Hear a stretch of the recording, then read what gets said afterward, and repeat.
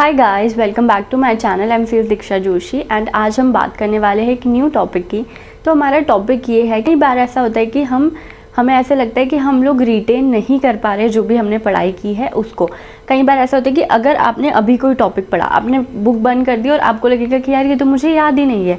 और कई बार बैठे बैठे जब हम दूसरे सब्जेक्ट की पढ़ाई कर रहे होते हैं तब हमें कोई पुराने सब्जेक्ट का याद आता है कि यार उसकी वो प्रोसेस में क्या था, यार वो फॉर्मूला क्या था, यार सेक्शन नंबर 186 क्या बोलता है, या ऐसे कई सारे सवाल जो कि हमें ये चीज़ बताते हैं कि तुम्हें ये चीज़ याद नहीं है।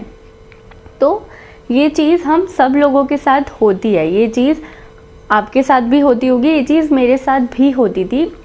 तो ये जो सवाल है ना कि हम याद क्यों नहीं रख पाते हैं, या और कई बार फिर हमें क्या लगता है कि यार हम शायद ढंग से नहीं पढ़ाई कर रहे हैं इसलिए हमें याद नहीं रह रहा है। क्योंकि अगर हम दिन भर पढ़ाई कर रहे हैं और अगर हम 2-4 दिन बाद उठाकर देखते हैं वो चीज़ को, तो हमें वो चीज़ याद ही नहीं रहती है। या फिर हम उससे रिलेटेड कोई क्वेश्चन देख लेते हैं तब भी हमें एग्जैक्टली वो याद नहीं आता है कि हमने क्या पढ़ाई की थी ना। मेरे साथ बहुत ज़्यादा होती थी, मतलब मुझे ऐसा लगता था कि अगर मैंने जो चीज़ कल भी पढ़ी है ना तो वो चीज़ मुझे आज याद नहीं है।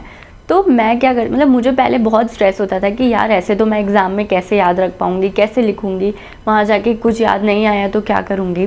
तो इसके लिए ना मैंने एक सिंपल सी स्टेप को अडॉप्ट किया। मैंने इसके लिए अपने शेड्यूल में 2 चीज़ों को इंक्लूड किया और उससे मुझे बहुत बेनिफिट मिला। मतलब उससे मैं चीज़ों को बहुत ज़्यादा टाइम तक रिटेन कर पाती थी।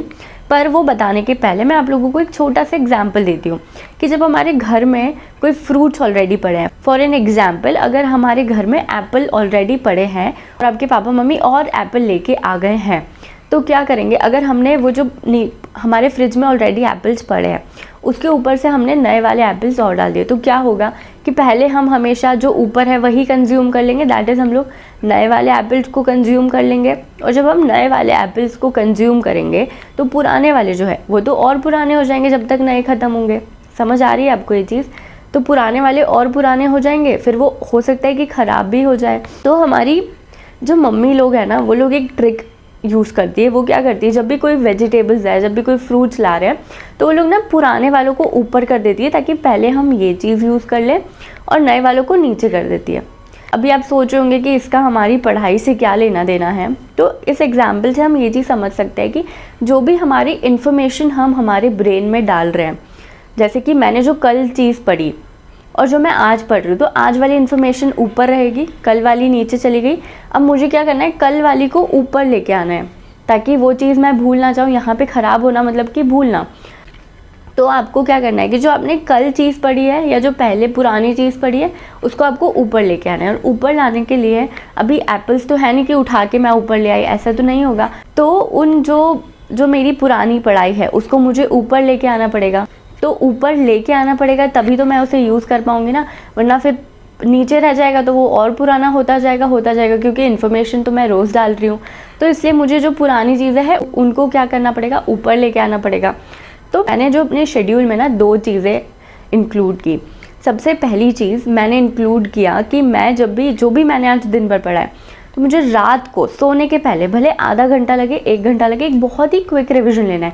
क्योंकि मैं नोट्स बनाते बनाते पढ़ाई करती थी, तो जो भी नोट्स मैंने बनाए हैं मैं उसको एक बार रिवाइज़ कर लेती थी। क्योंकि वो बहुत ताज़ा है तो आपको वो तुरंत याद आ जाता है। तो आप क्या करना है, आपको उसको रात को सोने के पहले एक बार क्या करना है, रिवाइज़ कर लेना है। रिवाइज़ बहुत शॉर्ट तरीके से करना है कि हाँ इसमें ये चीज़ थी, इसमें ये चीज़ थी, इसमें ये। बहुत देर तक उसको बैठ के रीड नहीं करते बैठेंगे, हम पूरा टॉपिक नहीं रीड करेंगे। फिर से हम उसके जो पॉइंट्स हैं सिर्फ उसको क्या करना है, रिवाइज़ करना है। तो अभी क्या हो गया, जो हमने आज दिन भर इन्फॉर्मेशन पढ़ी है, हो सकता है जो सुबह भी पढ़ी हो तो वो भी ऊपर आ गई, सारी बैलेंस हो गई सब। फिर मैंने क्या किया कि जो सेकेंड डे जब मैं उठती थी तो मैं जो भी मेरा पहले की चीज़ें हैं उसको ऐसे ही रिवाइज़ करती थी।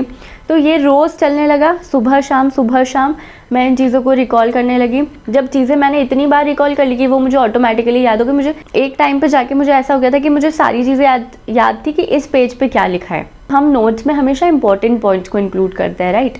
तो हम जब भी नोट से रिवाइज़ करें, मतलब वो इंपॉर्टेंट पॉइंट्स को हम क्या कर रहे हैं, बार बार रिवाइज़ कर रहे हैं।